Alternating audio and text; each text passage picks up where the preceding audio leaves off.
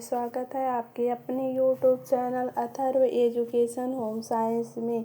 आज हम लोग होम साइंस के इस चैनल पे यूपी टीजीटी एग्ज़ाम 2019 में जो पेपर हुआ था उसी पेपर का सल्यूशन देखेंगे। ठीक है, इसके पहले हम लोग यूपी टीजीटी एग्ज़ाम 2021 में जो हुआ था उस पेपर का सल्यूशन पहले हम लोग 5 वीडियो में देख चुके हैं। ठीक है, तो आज हमारा नेक्स्ट नया वीडियो है यूपी टीजीटी 2019 का जो पेपर हुआ था उसी पेपर को आज हम लोग सॉल्व करेंगे। ठीक है, तो स्टार्ट करते हैं। हमारा पहला क्वेश्चन जो है क्वेश्चन नंबर 1 है आपका, सामाजिक व्यवहार जन्म के समय शुरू होता है। यानी एक बच्चे के अंदर सामाजिक व्यवहार जन्म के समय शुरू होता है। क्या यह बात सत्य है या असत्य है? ऑप्शन सी है संबंधित नहीं है या ऑप्शन डी है विवादित है।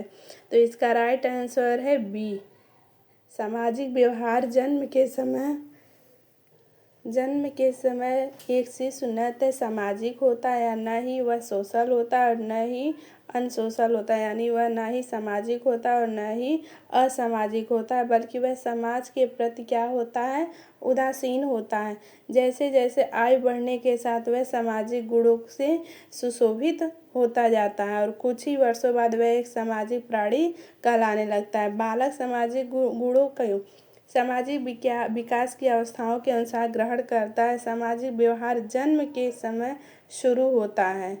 ठीक है, जन्म के समय शुरू होता है। तो सामाजिक व्यवहार जन्म के समय शुरू होता है, यह कथन असत्य है।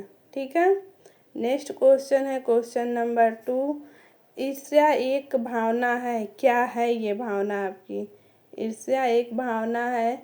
ऑप्शन ए दिया है आपका जन्मजात, ऑप्शन बी दिया है अतिरिक्त, ऑप्शन सी दिया है सकारात्मक और ऑप्शन डी दिया है नकारात्मक। तो राइट आंसर है आपका डी। ईर्ष्या द्वेष क्या है? यह एक नकारात्मक भावना है, क्योंकि ईर्ष्या के मूल में अप्रसन्नता होती है और इसकी उत्पत्ति क्रोध से होती है। ठीक है, किससे होती है? क्रोध से होती है। ईर्ष्या की उपस्थिति में बालक प्रत्यक्ष और अप्रत्यक्ष दोनों प्रकार की प्रतिक्रियाएं कर सकता है। प्रत्यक्ष प्रतिक्रियाओं में वह आक्रमण व्यवहार जैसे काटना, नोचना, धक्का देना आदि व्यवहार अपना सकता है। ठीक है, नेक्स्ट क्वेश्चन है क्वेश्चन नंबर 3। और आप लोग इस चैनल को सब्सक्राइब जरूर कर लीजिए ताकि नेक्स्ट वीडियो जैसे ही हम अपलोड करें वो आप लोग को मिलते रहें। ठीक है, नेक्स्ट क्वेश्चन है भोजन जन्य रोगों के कारणों में से एक है। यानी ऑप्शन में जो 4 आपके ऑप्शन दिए उसमें से कौन सा ऐसा रोग है जो भोजन के कारण होता है? सूक्ष्म जीवों से दूषित होना, ऊष्मायन, शोथ या पेचिश। तो राइट आंसर है आपका ए। सूक्ष्म जीवों से दूषित होना भोजन जन्य रोगों के कारणों में से एक होता है। ठीक है, नेक्स्ट क्वेश्चन है क्वेश्चन नंबर 4। म्यूकर, एस्परजिलस और इरगॉट जैसे कवक और डॉट के सामान्य दूषक होते हैं। ऑप्शन ए है सुअर और गाय का मांस में, ऑप्शन बी है फीता कृमि और वलय कृमि में, ऑप्शन डी है जीवाणु और विषाणु में, ऑप्शन सी है और ऑप्शन डी है डबल रोटी और अनाज में। तो इसका राइट आंसर है आपका डी। जो म्यूकस और एस्परजिलस और इरगाट जैसे कवक को किस में पाए जाते हैं? तो डबल रोटी और अनाज में। ठीक है, नेक्स्ट क्वेश्चन है क्वेश्चन नंबर 5। ऊन अपनी लगभग मजबूती खो देती है जब वह गीली अवस्था में होती है। ऑप्शन ए है आपकी 20%, ऑप्शन बी है 50%, ऑप्शन सी है 30% और ऑप्शन डी है 40%। ठीक है, तो इसका राइट आंसर है आपका डी। इसका राइट आंसर है डी। ऊन अपनी गीली अवस्था में लगभग 40% अपनी मजबूती खो देती है। ऊनी रेशा सभी प्राकृतिक रेशों में सबसे अधिक निर्बल रेशा होता है। इसकी तान्यता और तनाव सामर्थ्य भी कम होता है। ठीक है, सूखा रहने पे जो कुछ शक्ति इसमें रहती है जब वो भीग जाता है तो भीगने पर या गीली अवस्था में ऊन अपनी लगभग 40% मजबूती खो देती है। ठीक है, ये ऊन जो होता है ये प्राणी जगत का रेशा होता है। ठीक है, प्राणी जगत से हमको दो रेशे मिलते हैं, एक होता है आपका रेशम और दूसरा होता है आपका ऊन। ठीक है, नेक्स्ट क्वेश्चन है क्वेश्चन नंबर 6, रेशे बाल के जलने की बदबू देते हैं, ऐसा कौन सा रेशा है जो जलने के बाद बाल जैसे की खुशबू के जैसे बदबू आता है। ठीक है, ऑप्शन ए है फ्लैक्स, ऑप्शन बी है आपका प्रोटीन, ऑप्शन सी है नायलॉन और ऑप्शन डी है आपका रेयान। तो इसमें राइट आंसर है आपका बी प्रोटीन। प्रोटीन से संबंधित जो रेशे होते हैं, ऐसे ऊपर हमने बताया है कि जो प्राणी जगत के रेशे होते हैं, ठीक है, ऊन दो होते हैं, एक होता है ऊन, दूसरा होता है रेशम। ठीक, ये रेशम और ऊन दोनों ही प्राणी जगत के रेशे होते हैं और इन दोनों में प्रोटीन पाए जाते हैं। ठीक है, और जब ये दोनों जलते हैं, ऊन के रेशे जलते हैं या रेशम के रेशे जलते हैं, तो हमको बाल के जलने जैसी बदबू आती है। ठीक है, पहचान के लिए जब रेशों को जलाकर भी उनका परीक्षण किया जाता है। प्रोटीन रेशे के जलने से तीव्र जानता गंध आती है, ठीक वैसे ही जैसे पंख या बाल के जलने से आती है, क्योंकि हमारे बाल में भी प्रोटीन कैरोटीन नामक प्रोटीन पाया जाता है, तो बाल जब जलता है तो भी बदबू आता है। तो इसी तरह जब ऊन और रेशम को के रेशे को जलाकर परीक्षण किया जाता है तो बाल जैसे बदबू आती है। ठीक है, बाल जलने की जैसे। अगर वहीं देखा जाए तो कपास के रेशे को जलाते हैं जब हम, तो कागज जैसे गंध आती है। ठीक है, नेक्स्ट क्वेश्चन है क्वेश्चन नंबर 7, पूछा है धागों का झुंड लंबाई में 840 यार्ड के रूप में जाना जाता है, क्या उसको एक हैंग कहा जाता है या पाउंड कहा जाता है या नंबर 1 या काउंट 2? तो राइट आंसर है आपका ए, एक हैंग धागों का झुंड 840 यार्ड के रूप में जाना जाता है। ठीक है, यानी धागों का झुंड लंबाई में 840 यार्ड हैंग के रूप में जाना जाता है। नेक्स्ट क्वेश्चन है आपका क्वेश्चन नंबर 8, सूत से बुना प्लेन रेशा क्या होता है? शिफॉन कहलाता है कि क्रीप होता है कि कैलिको होता है कि जॉर्जेट होता है? तो राइट आंसर है आपका सी, राइट आंसर है आपका सी। सूत से बुना प्लेन रेशा क्या कहलाता है? कैलिको है प्लेन बुना रेशा। यह बुनाई सबसे साधारण तरीकों से होती है, इसमें केवल 2 ही हर्नेस रहते हैं और 2 ही पंक्तियों की पुनरावृत्ति होती है। कैलिको प्लेन बुनाई का ही एक रूप होता है। ठीक है, नेक्स्ट क्वेश्चन नंबर 9, संदर्भित भोजन के साथ तुलना में पोस्ट प्राडियल रक्त ग्लूकोज प्रतिक्रिया पर आधारित भोजन का श्रेणीकरण अभिसूचक कहलाता है। यानी पूछ रहा है कि भोजन के साथ तुलना में पोस्ट प्राडियल रक्त ग्लूकोज प्रतिक्रिया पर आधारित भोजन का श्रेणीकरण ... अभिसूचक कहलाता है। फल, ऑप्शन बी है वनस्पति, ऑप्शन सी है दुग्ध और ऑप्शन डी है ग्लाइसेमिक इंडेक्स। तो राइट आंसर है आपका डी ग्लाइसेमिक इंडेक्स। क्यों इंडेक्स? तो एक चार्ट बनाया जाता है। इसमें पूछा है कि भोजन के साथ जब जो उसका ग्लूकोज की प्रतिक्रिया जब होता है तो भोजन का होता है तो ग्लूकोज में बदलता है, तो उससे हम उसका मापन ग्लाइसेमिक इंडेक्स से करते हैं। ठीक है, संदर्भित भोजन के साथ तुलना में पोस्ट प्राडियल रक्त ग्लूकोज प्रतिक्रिया पर आधारित कर भोजन का श्रेणीकरण ग्लाइसेमिक अभिसूचक कहलाता है। नेक्स्ट क्वेश्चन है क्वेश्चन नंबर 10, डॉट के उत्तरजीवियों को मदद प्रदान करने के लिए 1945 को कोऑपरेटिव अमेरिकन रिलीफ एवरीवेयर यानी केयर की स्थापना की गई थी। पहला विश्व युद्ध, शीत युद्ध, दूसरा विश्व युद्ध या कारगिल युद्ध? तो इसका राइट आंसर है सी, दूसरे विश्व युद्ध के बाद इस केयर की स्थापना की गई थी, जो उत्तरजीवी की मदद प्रदान करने के लिए 1945 में कोऑपरेटिव अमेरिकन रिलीफ एवरीवेयर की स्थापना की गई थी। नेक्स्ट क्वेश्चन है क्वेश्चन नंबर 11, चरण में डॉट चरण में सूत कताई के लिए तैयार होता है। कॉर्डिंग, बालिग, स्लीवरिंग, और कॉम्बिंग। तो इसका राइट आंसर है सी, सिल्वरिंग। चरण सूत कताई के लिए तैयार होता है। नेक्स्ट क्वेश्चन है क्वेश्चन नंबर आपका 12। पूछा गया है इंटरलॉक हो जाने की ऊनी रेशों की विशेषता कहलाती है, क्या कहलाती है? फेल्टिंग, संरचना, सिकुड़ना और ऑप्शन डी है केराटिन। तो राइट आंसर है आपका आंसर है फेल्टिंग। फेल्टिंग इस विधि से नन्हे नन्हे रेशे को ताप से प्रभावित करके दाब डालकर जमा दिया जाता है। इस विधि से कुछ ऊनी वस्त्र जैसे पट्टू, नमदा, कंबल आदि बनते हैं। इंटरलॉक हो जाने की ऊनी रेशे की विशेषता फेल्टिंग कहलाती है। इसी को हम नमदा भी कहते हैं। ठीक है, पूछा जाता है कि नमदा बनते हैं तो ऊनी के छोटे रेशे से बनते हैं। कैसे बनते हैं? ताप और दाब के द्वारा। नेक्स्ट क्वेश्चन है आपका क्वेश्चन नंबर 13।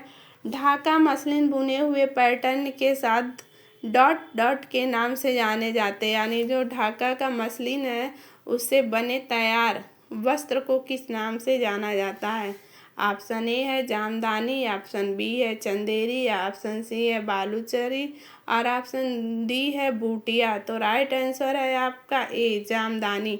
ढाका के बुने मसलिन से बुने हुए पैटर्न जो कि सूती मलमल के कपड़े से धागे से बनाए जाते हैं, उन्हीं से बना तैयार पैटर्न जामदानी कहलाता है, जो बहुत ही बारीक होता है।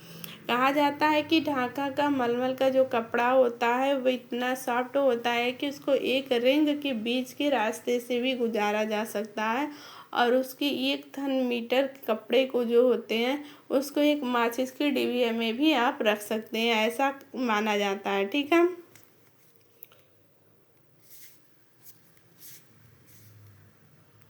जबकि ये बालूचर साड़ी जो है, ये बालूचर है वो मुर्शिदाबाद से संबंधित है, मुर्शिदाबाद।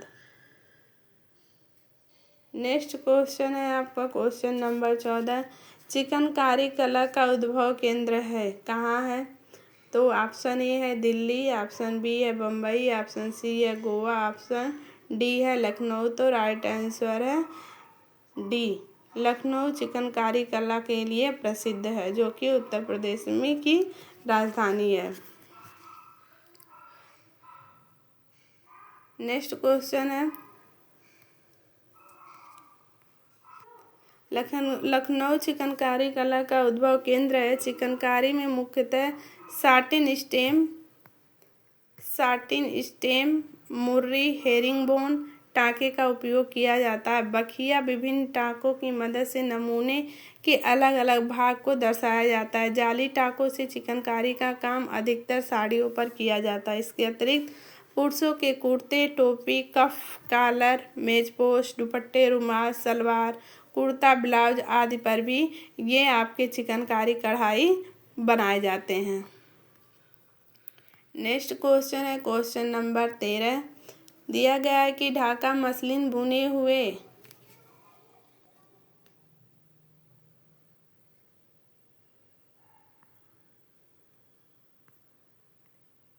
नेक्स्ट क्वेश्चन है क्वेश्चन नंबर 15 आपका कि बाल अध्ययन में अनुसंधान में सूचना एकत्रित करने के लिए प्रश्नावली पड़ताल प्रपत्रों में से एक है। ऑप्शन ए है सत्य, असत्य, संबंधित नहीं, विवादित है। पूछा गया है कि बाल अध्ययन में अनुसंधान यानी रिसर्च में सूचना एकत्रित करने के लिए प्रश्नावली पड़ताल प्रपत्रों में से एक है। तो आपका राइट आंसर है यस, सत्य।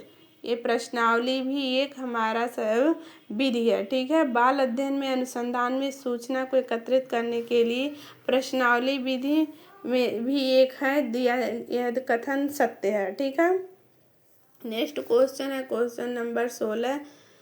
डॉट नाम बर्ताव यानी आचरण को दिया गया है जब दोहराया जाता है तो स्वचालित हो जाता है। ऑप्शन ए है कार्यसूची, ऑप्शन बी है जिद, ऑप्शन सी है गति और ऑप्शन डी है आदत। तो राइट आंसर है आपका आदत, डी। ठीक है, आदत नाम बर्ताव आचरण को दिया गया है जब दोहराया जाता है तो स्वचालित हो जाता है। नेक्स्ट क्वेश्चन है कि प्रत्येक गुर्दा 1 लाख कार्यात्मक इकाइयों से बनी होती है, जो क्या कहलाती है वो। तो इसका राइट आंसर नेफ्रॉन है, लेकिन यहाँ आप लोग पहले ऑप्शन देख लिए, न्यूट्रॉन दिया है, नेफ्रॉन दिया है, अम्ल दिया है, औषध दिया है। तो इसका राइट आंसर है नेफ्रॉन। ये देखिए इस बार 2026 में जो LT का एग्ज़ाम 25 में LT का एग्ज़ाम हुआ, ये वहाँ भी एक क्वेश्चन पूछा गया था। ठीक है, प्रत्येक गुर्दा 1 लाख कार्यात्मक इकाइयों से बनी होती है, जो नेफ्रॉन कहलाती है। ठीक है, ये याद कर लीजिए, ये कई बार हर एग्जाम में अक्सर रिपीट होता है ये क्वेश्चन। ठीक है, नेक्स्ट क्वेश्चन है आपका, डायलिसिस एक प्रक्रिया है जो डॉट के कुछ सामान्य कार्यों को प्रतिस्थापित कर सकती है। ऑप्शन ए है नयन, ऑप्शन बी है फेफड़ा, ऑप्शन सी है हृदय, ऑप्शन डी है आपका गुर्दा। तो राइट आंसर है आपका डी, क्योंकि डायलिसिस एक प्रक्रिया है जो कि गुर्दा के कुछ सामान्य कार्यों को प्रतिस्थापित कर सकती है। ठीक है, नेक्स्ट क्वेश्चन है आपका क्वेश्चन नंबर 19। पूछा गया है कि रेबीज को डॉट भी कहते हैं, यानी जो रेबीज क्या है, ये रेबीज एक कुत्ते द्वारा काटे गया एक रोग है। इसको अन्य किस नाम से जाना जाता है। क्वेश्चन पूछने का यही सेंस है कि रेबीज को और किस नाम से जानते हैं। अतिभय, जल भय, वायु भय और संवृत्ति भीति। तो राइट आंसर है आपका बी, जल भय। रेबीज को जल भय भी कहते हैं, जो पागल कुत्ते के काटने से होता है। इसमें व्यक्ति को जल से डर लगता है। ठीक है, नेक्स्ट क्वेश्चन है क्वेश्चन नंबर 20। गर्भावस्था के प्रथम 3 माह डॉट ट्राइमेस्टर कहलाते हैं। प्रथम कहलाते हैं, या आरंभिक कहलाते हैं, या तृतीयक कहलाते हैं, या अंतिम कहलाते हैं। तो राइट आंसर है आपका ए। गर्भावस्था को मुख्य रूप से 3 भागों में बांटा गया है। ठीक है, गर्भावस्था में प्रथम 3 माह के प्रथम ट्राइमेस्टर कहलाते हैं। क्वेश्चन नंबर 21 दिया है आपका, डॉट आरंभिक बाल्यकाल देखभाल और विकास के लिए विश्व के सबसे बड़े और सर्वाधिक अद्भुत सीमा के पारे कार्यक्रमों में से एक है। वो कौन सा ऐसा कार्यक्रम है जो आरंभिक बाल्यकाल देखभाल और उसके विकास की विशेष विश्व में सबसे बड़े सर्वाधिक अद्भुत रूप से कार्यक्रमों में से एक कार्यक्रम है। NIN, ICMR, ICDS और WHO। तो राइट आंसर है आपका ICDS। ठीक, ICDS प्रारंभिक बाल्यावस्था देखभाल के विकास के लिए विश्व के सबसे बड़े और सर्वाधिक अद्भुत सीमा पर कार्यक्रमों में से एक कार्यक्रम है ये। ठीक है, नेक्स्ट क्वेश्चन है क्वेश्चन नंबर 22। क्वेश्चन नंबर 22 में पूछा गया है कि शिक्षा का अर्थ यह नहीं कि लोगों को यह बताया जाए जो नहीं जानते हैं, बल्कि शिक्षा का अर्थ है उन्हें उस तरह व्यवहार करना सिखाया जाए जिस तरह वे नहीं करते हैं। यह डिफिनेशन या यह कथन किसका है। ठीक है, यही क्वेश्चन है। तो ऑप्शन है आपका कैल्से LD, ऑप्शन बी है PRR सिन्हा, ऑप्शन सी है जॉन डेवी और ऑप्शन डी है रस्किन। तो राइट आंसर है आपका रस्किन।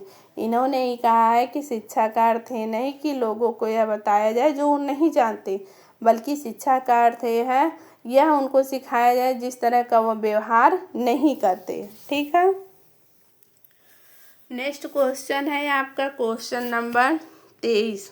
छोटे समूह चर्चाओं को एक प्रकार है डॉट छोटे समूह चर्चाओं का एक प्रकार है जो किसी सीमा के बिना विचारों के मुक्त परिचय को प्रोत्साहित करने के लिए बनाया गया है। ऑप्शन ए है आपका ब्रज सत्संग, ऑप्शन बी है मस्तिष्क मंथन, ऑप्शन सी है सेमिनार, ऑप्शन डी है सम्मेलन। तो इसका राइट आंसर है बी, मस्तिष्क मंथन। मस्तिष्क मंथन छोटे समूह चर्चाओं का एक क्या होता है, छोटे समूह चर्चाओं का एक प्रकार है जो किसी सीमा के बिना, इसकी कोई सीमा निर्धारित नहीं होती, विचारों को मुक्त परिचय को प्रोत्साहित करने के लिए ये बनाया गया है। नेक्स्ट क्वेश्चन है क्वेश्चन नंबर 24। एक सैड पेपर के फ्लैनल फेल्ट के टुकड़े के साथ एक दृश्य शिक्षण है, क्या है, चाकबोर्ड है, फ्लैनल ग्राफ है, फोटोग्राफ है, चित्रकला। तो राइट आंसर है आपका फ्लैनल ग्राफ। फ्लैनल ग्राफ एक सर्ड पेपर के फ्लैनल फेल्ट के टुकड़ों के साथ एक दृश्य शिक्षण सामग्री का होता है। ठीक है। नेक्स्ट है क्वेश्चन नंबर आपका 25। पूछा गया कि वह समूह जिनमें सदस्यता रोल कर रहता है, ठीक है, यानी सदस्य अपनी रोल निभाता है या कार्यालय वाहक को चुनने के लिए कुछ प्रक्रियाएं होती है, डॉट समूहों के नाम से जाना जाता है। ऑप्शन ए है अनौपचारिक, ऑप्शन बी है औपचारिक, ऑप्शन सी है स्थानीय और ऑप्शन डी है संरचनात्मक। तो इसका राइट आंसर है बी औपचारिक। वे समूह जिनमें सदस्यता रोल रहता है, सदस्य का रोल रहता है या कार्यालय वाहक को चुनने के लिए कुछ प्रक्रियाएं होती है, ये सब औपचारिक समूहों के नाम से जाना जाता है। जबकि औपचारिकतर शिक्षण मान्यता प्राप्त या योजना पद्धति पर आधारित होता है, किंतु शिक्षण क्षेत्र संस्थागत दायरों से बाहर होता है। ठीक है। इसका जुड़ाव व्यवसाय और कार्य क्षेत्र से होता है तथा ये ऐसे लोगों को शिक्षण प्राप्त करने को अवसर प्रदान करता है। नेक्स्ट क्वेश्चन है क्वेश्चन नंबर 26। पूछा गया है क्वेश्चन, बड़ी आकृति के डिजाइन से बचे यदि आप क्या हैं, कमजोर हैं, दुबले हैं, पतले हैं या स्थूलकाय हैं। तो राइट आंसर है आपका डी स्थूलकाय, यानी मोटे व्यक्ति को बड़ी आकृति या बड़ी छाप वाली डिजाइन की जो कपड़े होते हैं उसको उनको पहनने से बचना चाहिए, नहीं तो और स्थूल दिखेंगे। ठीक है। जबकि जो पतले वर्ग के लोग होते हैं उनको इस तरह की छाप से बड़े बड़े छाप नमूने वाले वस्त्र पहनने चाहिए ताकि उनका शरीर और हिष्ट पुष्ट देखने में लगे। और इन लोग को जो स्थूल होते हैं उनको हल्की छोटी छोटी बूटे वाली डिजाइन के कपड़े पहनने चाहिए। ठीक है। स्थूलकाय यानी नाटे मोटे फिंगर के लिए भी परिधान की कटाई, सिलाई और अलंकरण सभी में आड़ी अर्थात बेडेबल औली रेखाओं का प्रयोग वर्जनीय है, क्योंकि इनसे नाटापन मोटापा दोनों बढ़े हुए दिखाई देते हैं। ठीक है। नेक्स्ट क्वेश्चन है प्रतिजैवी डॉट डॉट भी कहलाते हैं। क्या कहलाते हैं? विषैला, वसा, इम्यूनोग्लोबुलिनस, कार्बोहाइड्रेट।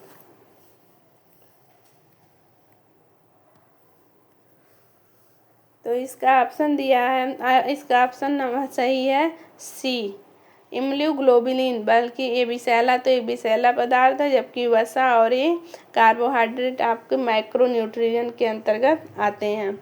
नेक्स्ट क्वेश्चन है आपका 28। भ्रूण में पहले नितंब आना, उसके बाद टांगे और बाहें और अंत में सिर आना, यह स्थिति है बृच जन्म, प्राकृतिक जन्म, उपकरण जन्म और तुरंत जन्म। तो इसका राइट आंसर है ए बृच जन्म। देखिए ये क्वेश्चन 2019 में भी पूछा गया है और 2021 में जब पेपर हुआ था उसमें भी ये क्वेश्चन पूछा गया था। यानी आप इसे अंदाज़ा लगा लीजिए कि PY क्वेश्चन, बहुत सारे PY क्वेश्चन किसी भी एग्ज़ाम के होम साइंस से वो रिपीट होते रहते हैं, तो PY क्वेश्चन लगाना बहुत ही ज़रूरी होता है। ठीक है। भ्रूण में पहले नितंब आना, उसके बाद टांगे और बाहें और अंत में सिर आना, यह स्थिति बृच जन्म यानी उल्टा प्रसव कहलाता है। ठीक है। नेक्स्ट क्वेश्चन है क्वेश्चन नंबर आपका है 29। पूछा गया है कि विरामावस्था में शरीर द्वारा वांछित ऊर्जा की मात्रा होती है। ऑप्शन ए है आधारभूत चयापचय, ऑप्शन बी है कैलोरी, ऑप्शन सी है जूल और ऑप्शन डी है कैलोरी मेट्री। तो राइट आंसर है आपका ए आधारभूत चयापचय। ठीक है। नेक्स्ट क्वेश्चन है स्थूल खाद्य बड़ी आंत की गति को उद्दीपित करने में से एक उपयोगी भूमिका निभाते हैं। ऑप्शन ए है सत्य, ऑप्शन बी है असत्य, विवादित, संबंधित नहीं। तो आपका राइट आंसर है स्थूल खाद्य बड़ी आंत की गति को उद्दीपित करने में एक उपयोगी भूमिका निभाते हैं, ये बात सत्य है। ठीक है। नेक्स्ट क्वेश्चन है आपका क्वेश्चन नंबर 21। पूछा गया है कि अमीनो अम्ल जिनका संश्लेषण शरीर नहीं कर सकता है अमीनो अम्ल क्या कहलाते हैं? गैर आवश्यक या आवश्यक, आंशिक या साधारण? तो राइट आंसर है आपका सी, आवश्यक। अमीनो अम्ल जो कि दो होते हैं, एक होता है आवश्यक अमीनो अम्ल, दूसरा होता है गैर अनावश्यक अमीनो अम्ल। गैर अनावश्यक अमीनो अम्ल जो शरीर में स्वयं उत्पादित होते हैं उनको हमको बाहर से लेने की ज़रूरत नहीं होती है, जबकि जो हमारे शरीर द्वारा नहीं संश्लेषित किए जाते हैं वो आपके आवश्यक अमीनो एसिड होते हैं जो हमको बाहर से लेने पड़ते हैं। ये पूरे टोटल अमीनो एसिड की संख्या कितनी होती है?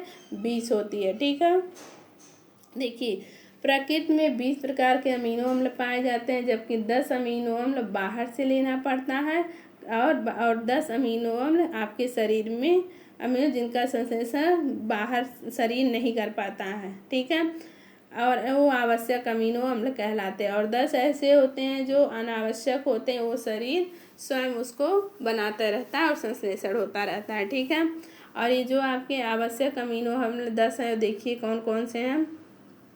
Arginine, histidine, isoleucine, leucine, lysine, methionine, phenylalanine, threonine, tryptophan. ठीक है, और वेलिन। ये आपके 10 क्या हो गए? आवश्यक अमीनो एसिड हो गए। ठीक, नेक्स्ट क्वेश्चन है हमारा क्वेश्चन नंबर 32।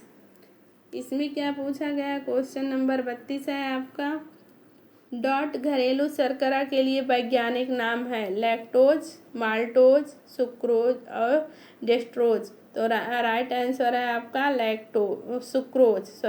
सुक्रोज। लैक्टोज तो ये दूध की शर्करा को कहते हैं। ठीक है, लैक्टोज जो होता है वो दूध की शर्करा को कहा जाता है, जबकि सुक्रोज घरेलू शर्करा का वैज्ञानिक नाम है।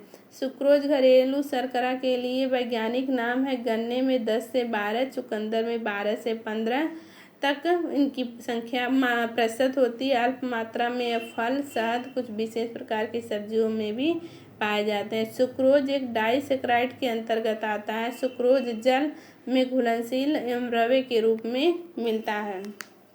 नेक्स्ट क्वेश्चन है आपका 33 के डॉट के पर्याप्त अनुपात वाला भोजन आपके साथ ज़्यादा देर तक टिकता है? वसा, प्रोटीन, जल, कार्बोहाइड्रेट। तो राइट आंसर है आपका ए, वसा के पर्याप्त अनुपात वाला भोजन आपके साथ ज़्यादा देर तक टिका रहता है। वसा शरीर में संचित शक्ति मानी जाती है। इसका प्रयोग कार्बोहाइड्रेट की कमी के समय होता है, परंतु कार्बोहाइड्रेट के साथ अधिक मात्रा में लेने से पर यह विशेष पेट में चर्बी के रूप में एकत्रित हो जाता है, जिससे शरीर मोटा और स्थूल दिखने लगता है। तले भोजन अधिक देर में पचते हैं। ठीक है, तो यहाँ ये समझाया जा रहा है कि वसा शरीर के लिए ज़रूरत है, वह शरीर को ऊर्जा भी देता है, लेकिन कार्बोज की अनुपस्थिति में, उपस्थिति में नहीं। यदि कार्बोज भी आपके शरीर में पर्याप्त मात्रा में है और वसा भी है, तो वसा आपके पेट के में जमने लगता है चर्बी के रूप में। अगर कार्बोहाइड्रेट की मात्रा कम है तब वसा ऊर्जा देने का काम करने लगता है। ठीक है, उम्मीद है आप लोग को ये सेक्शन वीडियो समझ में आया होगा है क्लास, और आप लोग, और ये रहा हमारा यूपी टीजीटी 2019 के क्वेश्चन पेपर का सॉल्यूशन देख रहे थे, जिसमें हम लोग 33 नंबर क्वेश्चन कंप्लीट कर लिए हैं। नेक्स्ट हम लोग देखेंगे इसमें, नेक्स्ट वीडियो में हम लोग 33 के बाद यानी क्वेश्चन नंबर 34 से देखेंगे। और इस चैनल को आप लोग सब्सक्राइब, शेयर और लाइक कमेंट करना ना भूलिएगा, ताकि जैसे ही आपको इस पेपर का नेक्स्ट वीडियो डालें वैसे ही आप लोग को मिल जाए। ठीक है, कमेंट ज़रूर करिए, इससे मोटिवेशन मिलता है कि क्या और किस तरह के आप लोग के और क्वेश्चन की डिमांड है। ठीक है।